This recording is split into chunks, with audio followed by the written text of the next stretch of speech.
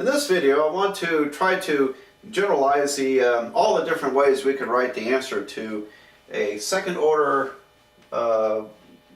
homogeneous equation, constant coefficients, in which the roots of the characteristic equation are complex numbers. And so here I've got a general one, y double prime plus ay prime plus by equals to 0. The characteristic equation then is m squared plus am plus b equals to 0. And suppose that when I solve this I get complex roots.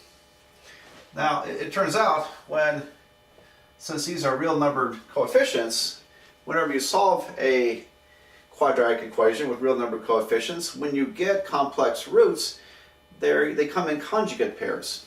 In other words, this is going to be, this form, m would be alpha plus or minus beta times I.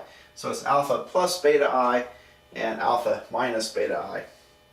So the first way we can write this equation is as y equals to c1 e to the one of these roots times x plus e2 times e to the other root times x.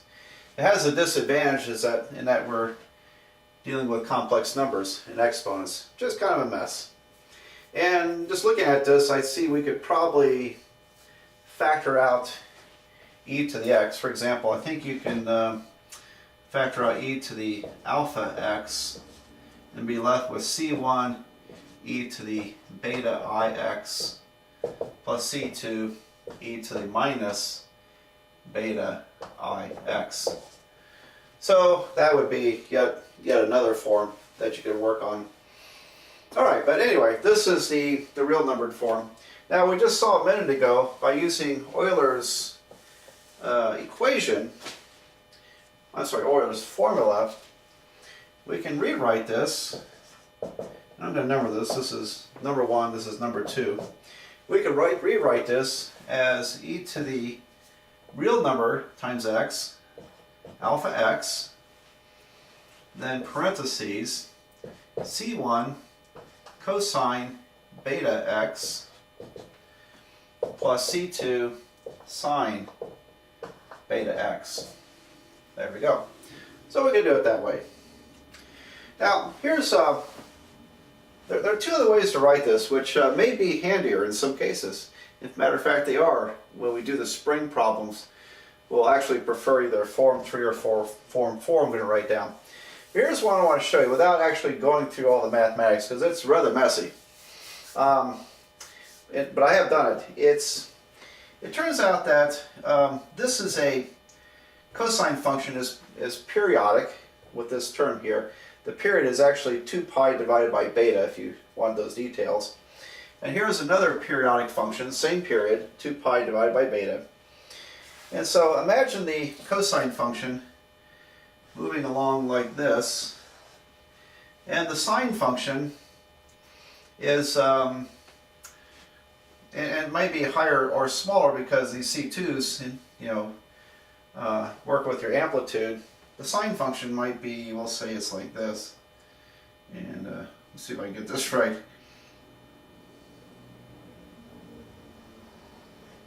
It has the same period, and it may be taller or shorter than the cosine, depending on, again, on what C1 and C2 are. It turns out that when you add these together, when these cosine and sine have the same period, they add together to form a single trig function with that period.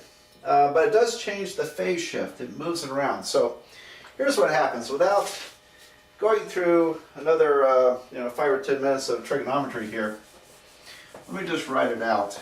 And we can rewrite this 3 as y equals to, I'm going to look at my book to make sure I got my letters in the place that the book uses them.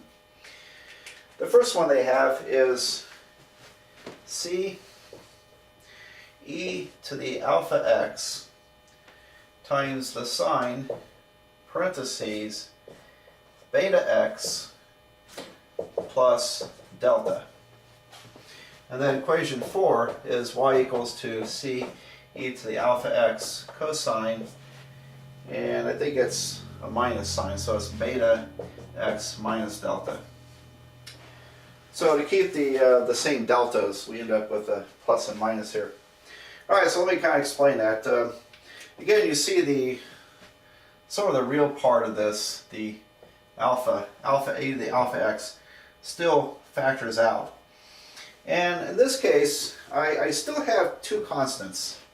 In this case, my one constant is letter c, the other one is letter delta. Remember that alpha and beta come from these roots, so they're already known. These numbers are already known. We're still going to have to solve for this constant c and that constant delta. Same down here. So we can combine this and write it as a sine function or as a cosine function. And it introduces a complication of a phase shift. But nevertheless, there are two other ways to write this. So again, to go from here to either one of those takes a lot of kind of hardcore trigonometry, and I just didn't think it was worthwhile going through all those hassles. I did it once myself, and it was a mess. So anyway, you want to keep these kind of handy to refer back to, because we'll need them from time to time, and it's nice to be able to refer back to these three forms here, particularly these two. So that's the way we could do it. So that last problem we did, let's see, what was the roots? We were doing, so the last specific example I did, I believe was this, and if I'm wrong, I'm going to, oh well, but I believe it was this problem here, and the roots were 2 plus or minus 3i. So if we wanted to write it in these forms, we could have also written it as, the solution is y equals to constant c, e to the 2x times the sine, parentheses, 3x plus delta. Or we could have written as y equals to c e to the 2x cosine 3x minus delta. So there we go. So there's two other ways to write that answer to that problem.